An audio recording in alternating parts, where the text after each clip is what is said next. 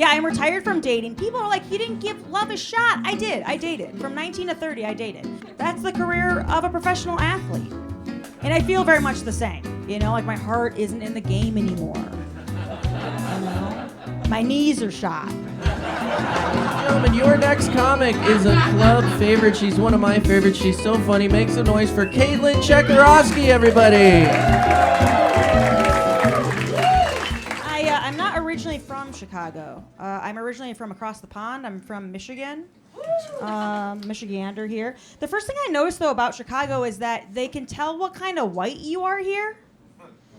I don't know if you guys noticed that. It never came up for me in Michigan, but the first week I moved here, a 70-year-old Polish man came up to me and was like, I can tell that you are Polish. I was like, what? You guys can do that here? He's like, I can tell because you have the green eyes, yes? And you have the wide shoulders for working. You make a very good worker. I was like, God damn it, I do make a very good worker. That's so true about me. Phenomenal work ethic. I was on TikTok recently, and I was trying to look up stretches for your back, and I found one where you put a broomstick behind your back, and I was like, uh-oh. You put two good pails on either end. This feels like what I'm supposed to be doing. This is what the ancestors want from me. This is what I should be doing. I do physical labor. I walk dogs for a living in the city. I like dogs. I did as a child. I wanted to grow up to be a dog. Yeah. Anybody else? Yeah. Anybody else use their front paws on the steps every now and then? Yeah. Gotta stay sharp. Happened to Tim Allen. It could happen to us. Keep the faith, dog people. I did get bit by a dog though recently. It was fine. I'm fine. But I went to the emergency room, and the first question they asked at the emergency room was, when was your last period? I was like, is the dog going to knock me up? I don't understand. Also, it feels a little victim-blamey. Doesn't it? A little bit, right? It kind of feels like the equivalent of asking, like, what were you wearing? They're like, were you on your period? Were you asking for it a little bit? Dogs, strong sense of smell. Okay. How about you just give me pain meds? How about that, all right? And we keep it moving. I had to get surgery for my wrist from the bite, and the day before my surgery, I couldn't eat anything, right? And my mom calls me up, and she's like, in solidarity with you, Caitlin, I will also not be eating today. And I was like, Mom, please don't put your weird boomer eating disorder on me, okay? Have a banana, live a little, My mom's a big almond mom, so that makes me into the body positive nonsense. I don't know if you guys are into that or not. Yeah, we are. A few. Most of us hate it. That's fine. I'll still tell the jokes. You're like my brother. My brother hates it. Every single time I'm on the phone with my brother, he brings it up. He's like, body positivity, Caitlin? What? What? Now I gotta clap for every fat person I see? Is that what you're saying, Caitlin? And I was just like, Josh, has a fat person been making you clap for them? Because I kind of love that, actually. You personally have to continue to do that, Josh. You have to keep doing that. So with him, I'm trying to push body neutrality is what I'm trying to push with him. Basically, I want him to get to a point where I'm like, if you don't find someone attractive, you don't have to tell them.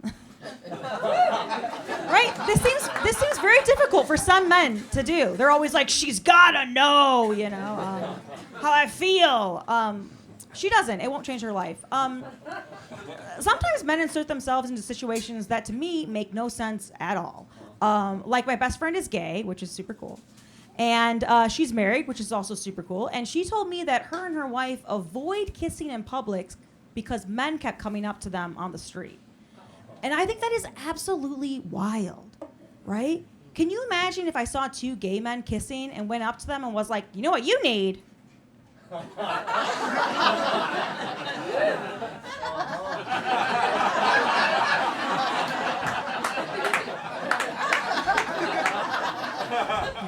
This hole, another phrase they used in the 90s that's kind of gone out of fashion. They used to use the term chubby chaser. Does anyone remember this? Yeah? Yeah. There used to be a term for when a man was just interested in a larger woman. They called him a chubby chaser. And then when a woman was interested in a larger man, she was just called every single wife in every sitcom ever. So it felt... Thank you. That one's more true than funny, but that's not the point, though. I gained some weight recently. I started referring to my body as a mom bod. People had some problems with that. They were like, "Caitlin, you haven't given birth," and I was like, "Well, a lot of these dads didn't either." So I'm. All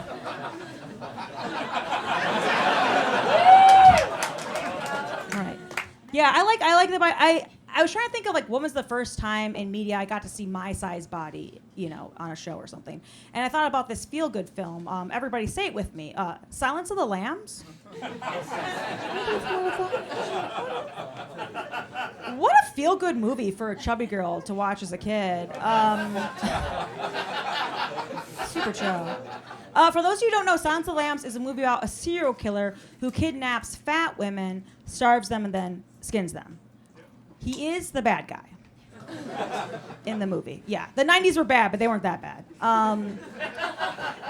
They weren't like Skin the Fatties bad.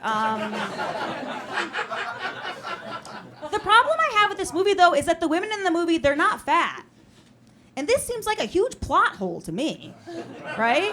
There's this famous scene where the detective goes to the killer's door, right? And he's like, "Was she a great big fat woman?" And me personally, if I was the detective, I would be like, "I know there's a murderer on the loose," or whatever, but this is toxic. Okay? These standards you have. The women in the movie, they're a size 14. I'm a size 14. And I think I would be the worst person for Buffalo Bill to capture. Arguably. I feel like if Buffalo Bill captured me and put me down that hole, he'd come back 2 weeks later and he'd be like, "How is it that you've gained weight?" I'd be like, "Listen, Bill, I'm gonna be honest with you. I've been eating the lotion."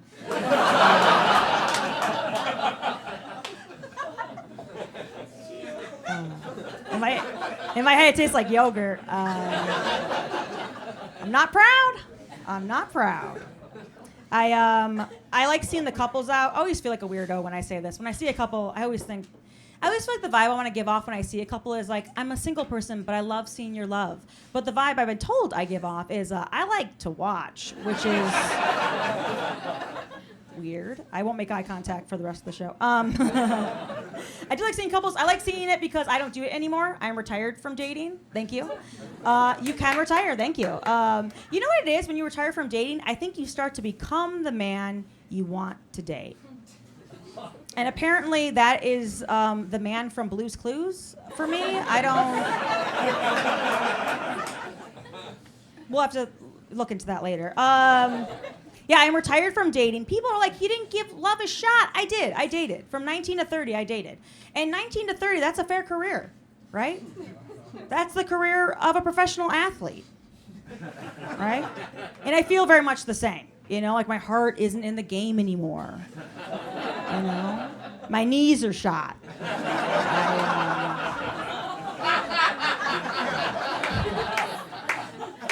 I have brain damage. It's just a bowl of soup up there, just sloshing around, It's tough to date in Chicago. I don't know if you guys have seen The Problem. I see it all the time. But the women in Chicago are gorgeous, and they're accomplished. And the men in Chicago, they're definitely in Chicago. And yeah, they're definitely, some of them put pants on that came outside. Okay, so ladies, what do you want? I used to hold Seth Rogen personally responsible for the standards that women deal with. I was like, Seth Rogen gave them all this. They gave all the guys this idea they all deserve a Katherine Heigl, for smoking the weed. And I thought about this. I'm like, Keelan, that's not fair, because this has been going on for much longer than Seth Rogen. We can look at literature, right? Quasimodo. right? Phantom of the Opera. You know, these guys, they weren't going for the village hag with a heart of gold. They were going for top tier women. I don't know. I just feel like if you actually talk to Quasimodo, he'd be like, yeah, sure, no one's ever shown me any kind of physical affection, but like no fat chicks. Am I right, guys? Like, fuck you, Quasimodo. Stupid fucking incel. Yeah, that's how he got that hump on his back. He got it from being online writing terrible things about women all day. Yeah. They don't show you that in the movies, do they? The nail in the coffin. My last date that I went on. The nail in the coffin was I went on a date with this guy, and he's like, "Listen, Caitlin, up front, I need you to know, moving forward, that I have an Audi." So, and I said, "Gross. I have an innie." And he said to me, "No, Caitlin, it's a German luxury vehicle."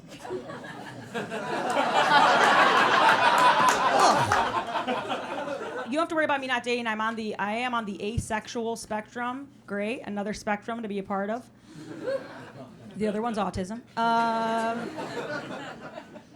You guys, that's the letter that people don't clap for. Don't clap now because it'll feel bad.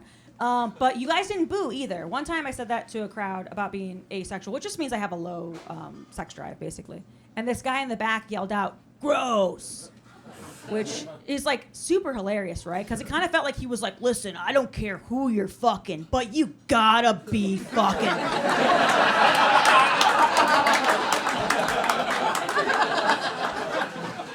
You can't just be out here not fucking.